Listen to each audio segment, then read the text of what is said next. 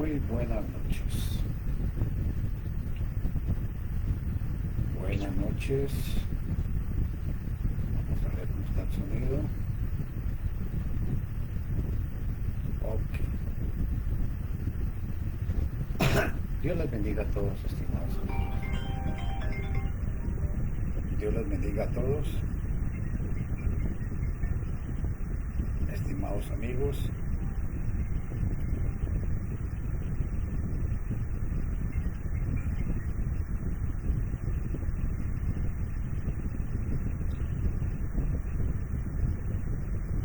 Estamos estudiando hoy.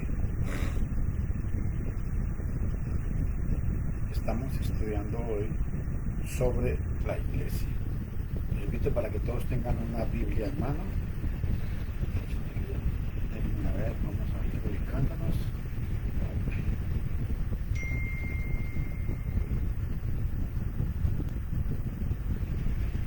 Vamos a ver la iglesia. Les invito para que todos tengan una Biblia en mano.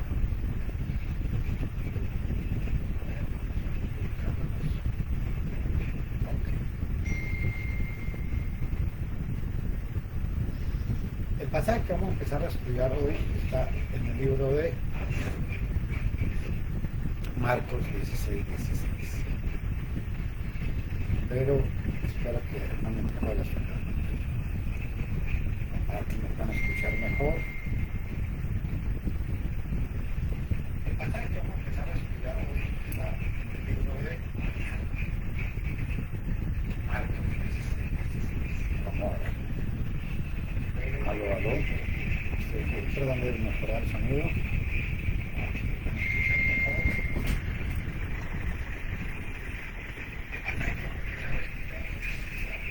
A ver. Ok, vamos a orar. Buen Dios y Padre Celestial, te damos gracias.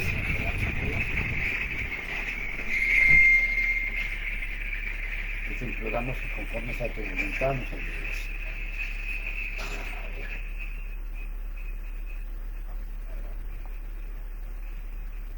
Ok, vamos a orar.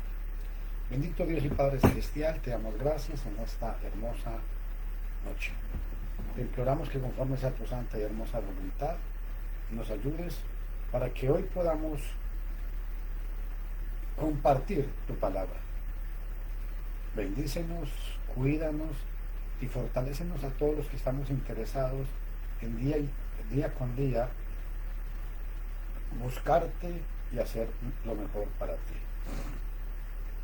No somos los mejores, pero queremos es agradarte, queremos bendecirte, queremos implorarte perdón siempre y misericordia, y queremos implorarte el favor tuyo, que hoy, Señor, nos bendigas y nos fortalezcas a todos. Bendice esta palabra que vamos a predicar hoy y ayuda a todas las personas que se van a conectar para escuchar. Que esta palabra caiga en un terreno suave, en un terreno libre, en un terreno en el cual podemos estar hoy dispuestos con todo nuestro corazón y con toda nuestra alma para adorarte, para exaltarte, y ayúdanos, Señor, para que todos amemos la verdad, amemos esta palabra que vamos a estudiar y la pongamos en práctica. Que no solamente seamos oidores olvidadizos, que no solamente digamos, ¡ay, qué bonito el tema! No, sino que tu palabra se quede implantada en nuestros corazones y nos ayude para que la pongamos por obra. Recuerda, Señor, que somos criaturas tuyas y que lo que buscamos es hacer siempre tu santa y hermosa voluntad. En Cristo Jesús te lo suplicamos. Amén. Bueno, mis estimados amigos, les invito porque quiero que analicen, por favor, todos, que analicemos, es de que necesitamos necesitamos es entender, es entender el tema que traemos hoy, y es las ideas erróneas respecto a la iglesia del Señor. Les anticipo a todo oyente las gracias por su atención que me prestan en este cuarto, en esta media hora que gastamos más o menos en esta enseñanza bíblica. Todos sabemos que la verdad liberta y que el error y la verdad no son la misma cosa. En la lección para hoy les llamo la atención pues a algunas ideas erróneas que tiene mucha gente con respecto a la iglesia de Cristo. Algunos piensan erróneamente porque son guiados por sus prejuicios hondos que no les dejan pensar correctamente. Otros piensan equivocadamente porque han sido mal informados. Sea como sea su caso, mi propósito en esta lección es aclarar la posición verdadera de la iglesia de Cristo, de la iglesia del Nuevo Testamento, de la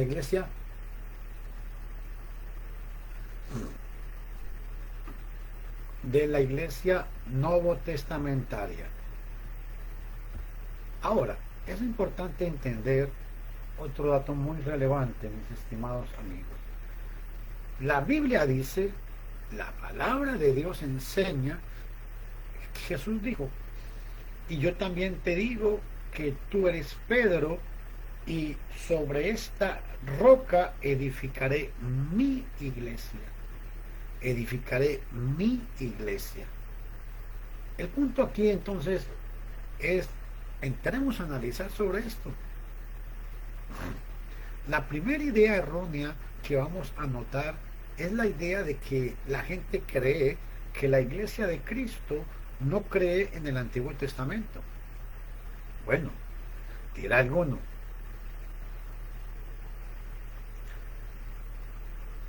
¿por qué creen tanta gente que así es con la iglesia de Cristo?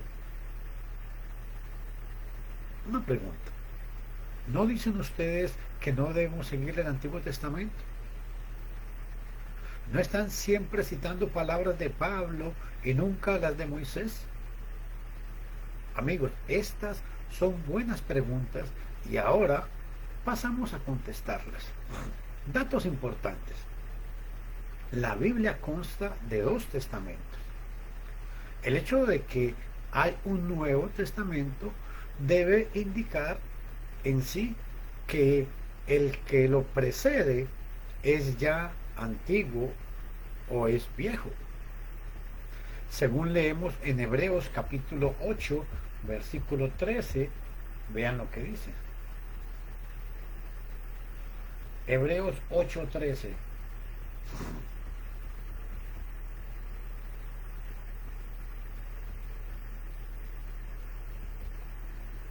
Y preste mucha atención, por favor, dice.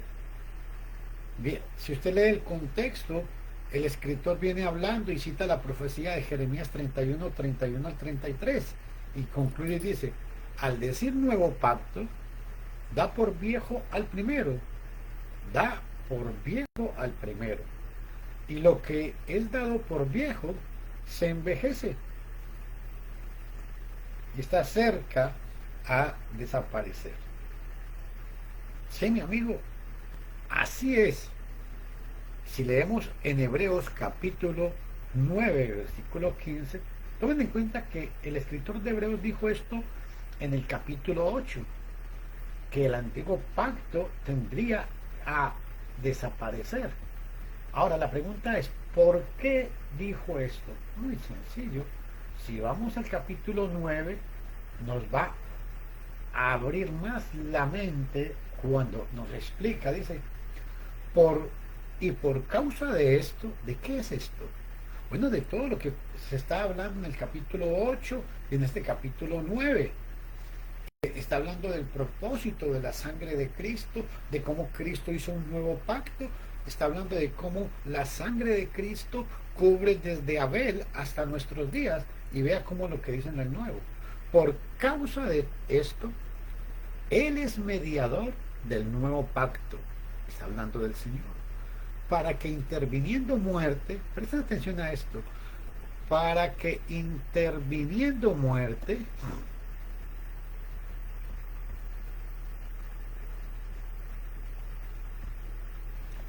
para la redención de las transgresiones que había bajo el primer pacto, bajo el primer testamento, los llamados reciban la promesa de la herencia eterna. Interesante, amigo. Claro es, pues, que son distintos los dos pactos o testamentos. El primero ya es viejo y el segundo es nuevo. Con esto no estoy diciendo que el Antiguo Testamento no es palabra de Dios. Claro que es palabra de Dios. El problema es que no podemos sacar mandamientos del Antiguo Testamento para aplicárselos a la gente hoy en día, como el diezmo, como la música, como la guarda del sábado, como la música instrumental, como la circuncisión, etcétera, etcétera, como el no comer carne del cerdo. Todas estas prácticas eran mandamientos para una nación literal. Entonces esos mandamientos no los podemos aplicar a los cristianos hoy en día. Pero el Antiguo Testamento es palabra de Dios, claro que sí, pero el cristiano se rige por los mandamientos, escuchen todos, por los mandamientos que el Señor ha dado en el nuevo pacto. ¿Por qué yo no mato? Porque sencillamente la ley de Cristo me prohíbe hacerlo, no porque la ley de Moisés me lo prohíba. ¿Por qué yo no robo?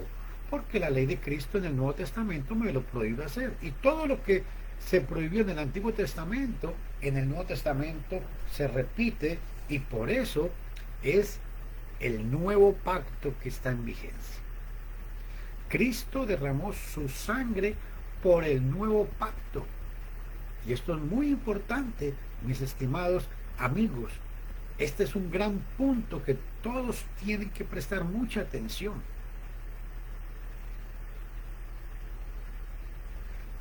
Escuche, este pasaje nos va a entender, nos va a hacer entender algo muy importante. Cuando Jesús está con sus discípulos en Mateo capítulo 28, tome en cuenta algo muy importante. Jesús no ha muerto todavía. Y vea lo que Jesús dijo. Jesús explicó que el propósito de su sangre ellos tenían que entenderlo. Escuchen qué interesante esto. Porque esto es mi sangre, está hablando del fruto de la vid, cuando está reunido con sus apóstoles. Escuchen qué interesante. Esto es mi sangre del nuevo pacto. Les explico por qué. Porque cuando Moisés consagró al pueblo, mató una becerra y la sangre la derramó sobre la congregación y sobre los sacerdotes, porque esa era la sangre del pacto hecho con ellos. Y es muy importante recalcar las palabras de Jesús, porque esto es mi sangre del nuevo pacto. Y escuchen esto, la cual es derramada por muchos para la remisión de pecados. La sangre que Moisés derramó en el Antiguo Testamento no perdonó jamás los pecados de nadie. Es la sangre de Cristo desde Abel hasta nuestros días que cubre con ese propósito. Eso es lo que dice Hebreos 9:15. Ahora, vean lo que dice Primera de Corintios capítulo 11, versículo 25.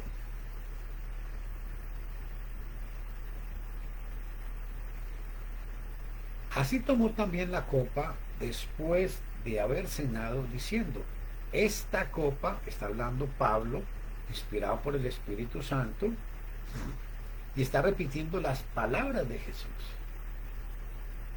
Esta copa es el Nuevo Testamento en mi sangre. Y escuchen qué interesante. Haced esto todas las veces que la bebáis en memoria de mí. ¡Qué tremendo! Y si vamos a Hebreos, capítulo 9, escuche qué importante este detalle. En Hebreos capítulo 9, versículo 17, el escritor de Hebreos nos recalca, y esto es relevante, hermanos y amigos, escuchen qué interesante. Voy a leerles desde el 15 para que entendamos el 17. Por causa de esto, Él es mediador del Nuevo Testamento, para que interviniendo muerte para la redención de las transgresiones que habían bajo el primer pacto, bajo el primer testamento, los llamados reciban la promesa de la herencia eterna. Y escuchen esto, porque donde hay testamento, necesario es que intervenga muerte del testador. Y nos da la razón de por qué. Vean en el versículo 17. Porque el testamento con la muerte se confirma. El testamento con la muerte se confirma. Cuando Cristo estaba vivo, vivió bajo el Antiguo Testamento. No existía el Nuevo Testamento. De otra manera, no tiene validez. Entre tanto, el testador, que en este caso es Cristo, mientras tanto el testador vive. Cuando Cristo estaba en la tierra con los apóstoles, vivió y murió bajo la ley. Importantes estos detalles, mis estimados amigos. Por eso es muy relevante entender que la iglesia de Cristo, aunque creemos en el Antiguo Testamento, que es palabra de Dios, nadie lo discute, no sacamos mandamientos del Antiguo Testamento para aplicárselos a la gente hoy en día. Las iglesias que reclaman ser de Cristo se contradicen en tratar de justificar sus creencias y prácticas por pasajes del Antiguo Testamento. Por ejemplo, hay iglesias que se consideran ser parte del llamado cristianismo, que tienen sacerdotes literales, que queman incienso en su culto, que tocan instrumentos mecánicos de música en el culto, que observan el sábado judaico, que justifican la poligamia y que tienen membresía de niños o infantes. Estas iglesias, basándose en el Antiguo Testamento que Cristo ya quitó cuando murió en la cruz, recalcando que es palabra de Dios, pero no sacamos mandamientos de ahí como lo dije anteriormente, al hacerlo, en realidad invalidan el Nuevo Testamento de Cristo Jesús, quien derramó su sangre para establecerlo. Pregunto, ¿cómo pueden estas iglesias reclamar ser de Cristo mientras tratan de justificarse por medio de la autoridad de Moisés? Que alguien me explique. Otro punto importante, otro punto muy relevante en cuanto a esto. Dame un segundito.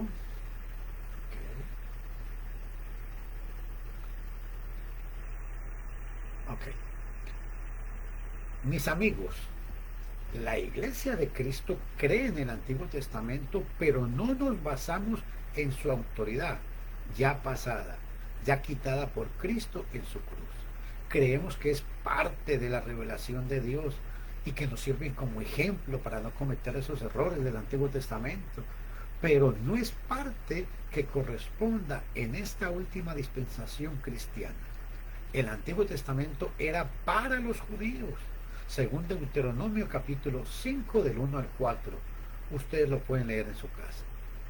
El Nuevo Testamento es para judíos y gentiles, es para todo el mundo.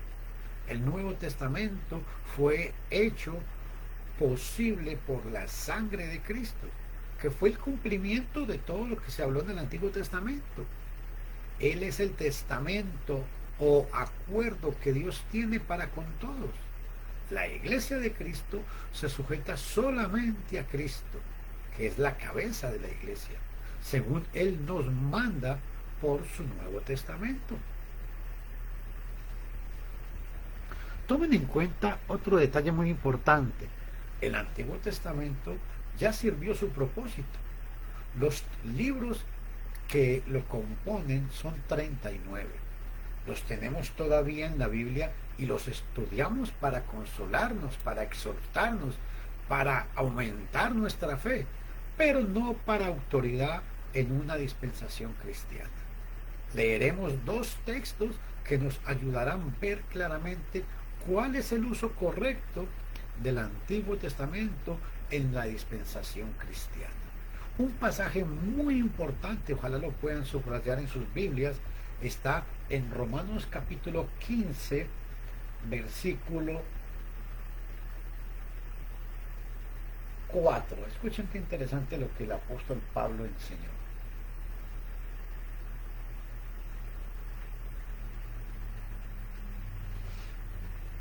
Hablando del antiguo pacto. Porque las cosas que antes fueron escritas para nuestra enseñanza fueron escritas, para que por la paciencia y la consolación de las escrituras tengamos esperanza. Importante este detalle. El Antiguo Testamento en la iglesia del Señor produce esperanza para no cometer esos errores que cometieron en el Antiguo Testamento los judíos. Ahora vea otro punto importante. ¿Por qué es importante? Y claro que es palabra de Dios el Antiguo Testamento. Pero vea qué interesante lo que dice Primera de Corintios capítulo 10, versículo 11. Y todas estas cosas les acontecieron como ejemplo, está hablando de los judíos del Antiguo Testamento, y están escritas para amonestarnos a nosotros. Oye el propósito que tiene esas palabras del Antiguo Testamento, sobre quienes los fines de los siglos han venido. Así que el que piense estar firme, mire que no caiga. Uno aprende grandes lecciones cuando estudia el Antiguo Testamento. Cuando estudia el Antiguo Testamento, aprende grandes lecciones al estudiar la palabra de Dios en el Antiguo Testamento. Lecciones que le pueden ayudar a su vida, a su vida paciente de cristiano. Pero en cuanto a la autoridad o a los mandamientos, esas escrituras no tienen ahora autoridad sobre los cristianos, en el sentido de que hay mandamientos que no se mandan. Los mandamientos que le mandaron al pueblo judío literalmente no son para nosotros. Es en ese aspecto que hago la aclaración para que no haya malos entendidos. Esta es la posición bíblica respecto al Antiguo Testamento, y por eso es la posición de la Iglesia de Cristo, pero algunos insisten en representarnos mal. Otro punto muy importante, otra idea errónea que algunos tienen acerca de la Iglesia de Cristo, es que es una denominación protestante. En el hemisferio occidental prevalece la idea de que si uno tiene religión, o es judío o católico o protestante, si no es judío o católico, lo tienen por protestante o evangélico. Muchos tienen la idea de que la Iglesia de Cristo es una denominación protestante. Esto no es cierto, y voy a aclarar esto y a explicar por qué decimos que no. Las escrituras del Nuevo Testamento revelan el establecimiento de una iglesia por Cristo. Cristo prometió establecer su iglesia. En Mateo capítulo 16, que fue uno de los primeros pasajes que vimos al comienzo, y lo hemos visto varias veces ya en estos días, Cristo dijo: y yo también te digo que tú eres Pedro, y sobre esta roca edificaré mi iglesia. Ojo a esto. Cristo prometió establecer su iglesia. El día de Pentecostés, esto fue llevado a cabo según Hechos capítulo 2. Ahora quedó establecida esa iglesia prometida. Cristo no edificó más que una. Ella está compuesta por la gente salva, lleva el nombre de Cristo. Los miembros mismos se llaman cristianos, nada más. En Hechos 11:26 dice que a los cristianos se les llamó por primera vez en Antioquía como cristianos. Hechos 11:26. El Nuevo Testamento de Cristo regía las iglesias primitivas y por eso no había nada de jerarquías humanas. No habían concilios, ni conferencias de credos, ni manuales, ni catecismos. No había nada de denominaciones distintas. La división quedaba condenada. Pero la pregunta es, ¿qué pasó? Bueno, lo que pasó es que los hombres empezaron a corromperse y empezaron a corromper la iglesia del Señor y empezó a salir la apostasía. Sí, señores, vino una gran apostasía que Cristo y sus apóstoles inspirados habían profetizado ya anteriormente. El apóstol Pablo y otros habían dicho, y el mismo Señor, escuchen este pasaje, en Mateo 7:15, es un pasaje muy fuerte.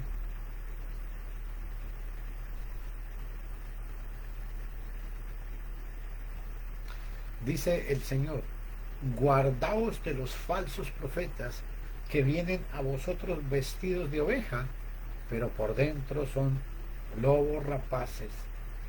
Guardaos de los falsos profetas. Aquí está hablando de la apostasía que se venía en un futuro. En Hechos capítulo 20, vean qué interesante lo que el apóstol Pablo habla.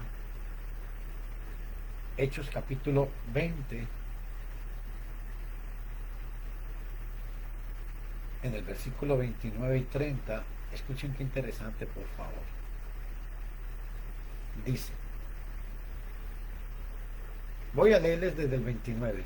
Por tanto, mirad por vosotros y por todo el rebaño en que el Espíritu Santo os ha puesto por obispos,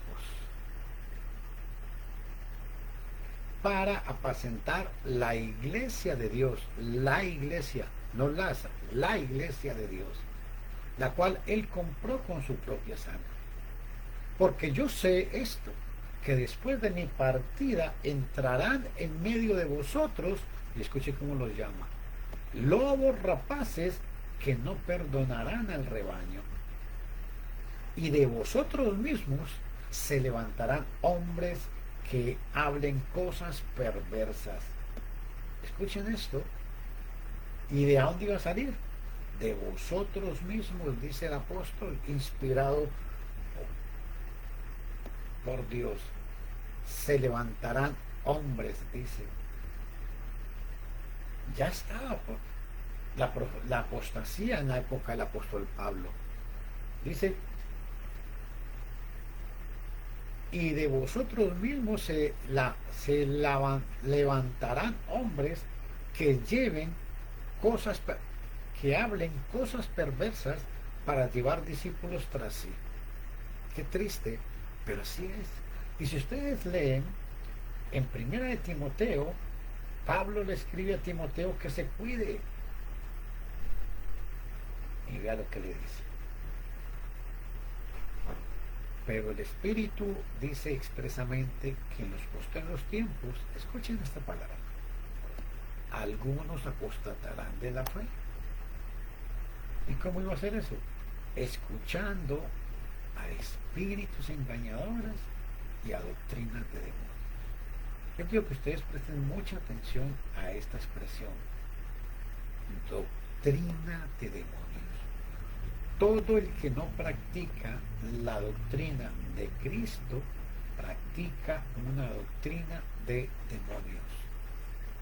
Qué triste, pero así es. ¿Por qué? porque en segunda de Juan, versículo 9 dice que el que no persevera en la doctrina de Cristo no tiene a Dios. Yo quiero recalcarles a ustedes muy bien este pasaje, por favor. Y vea lo que dice.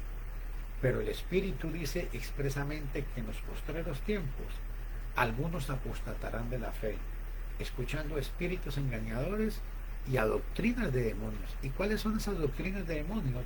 Escuchen qué interesante lo que dice el apóstol Juan.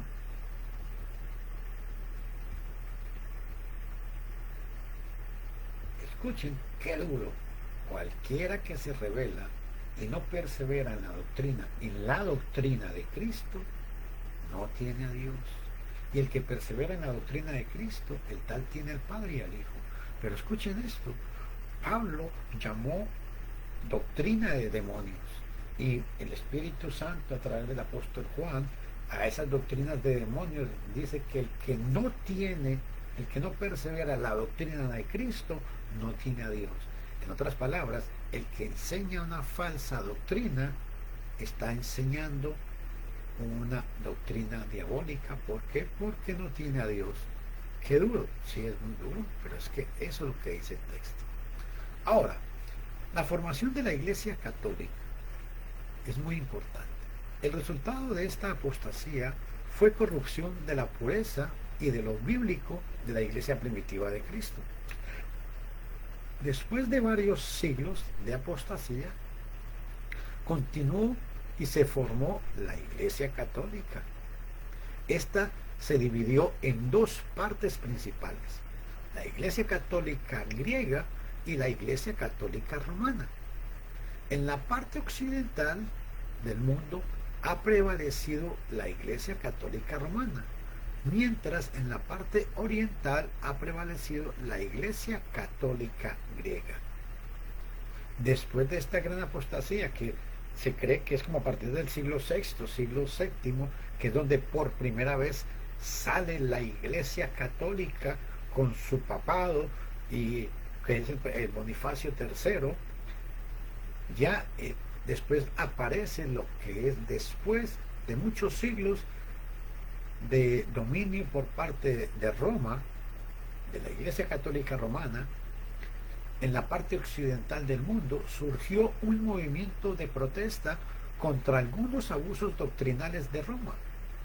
Como resultado de este movimiento nacieron muchas iglesias llamadas protestantes, la mayoría en Estados Unidos o en Inglaterra, y eran llamadas protestantes o evangélicas.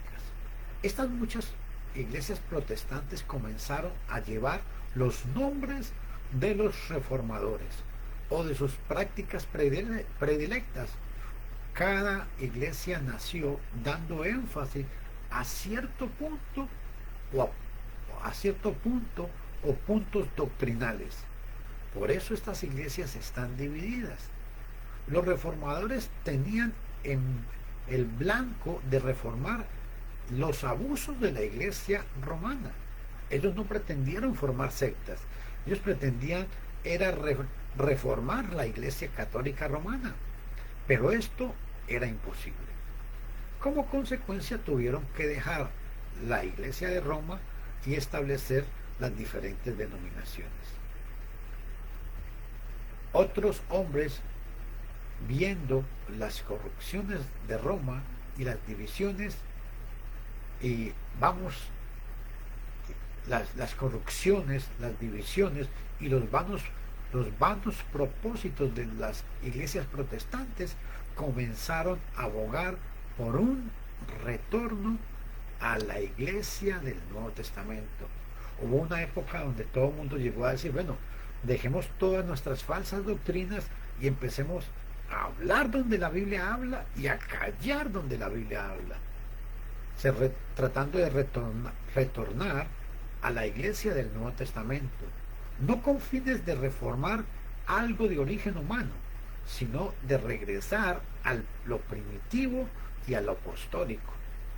Estos hombres dejaron las denominaciones de las cuales habían sido miembros y establecieron sus prácticas y empezaron a, a surgir las doctrinas del Nuevo Testamento en la Iglesia de Cristo. Llegaron a ser cristianos nada más. Por eso es muy importante, mi estimado amigo y mi estimado hermano, que tomen en cuenta esta información que les he mandado. Que Dios los bendiga, que el nombre de Jesús, Señor, te imploramos que bendigas esta palabra y que la prosperes. Bendice a las personas que están interesados en estudiar tu palabra y ayúdales grandemente, por favor. Te lo suplicamos en Cristo Jesús. Amén.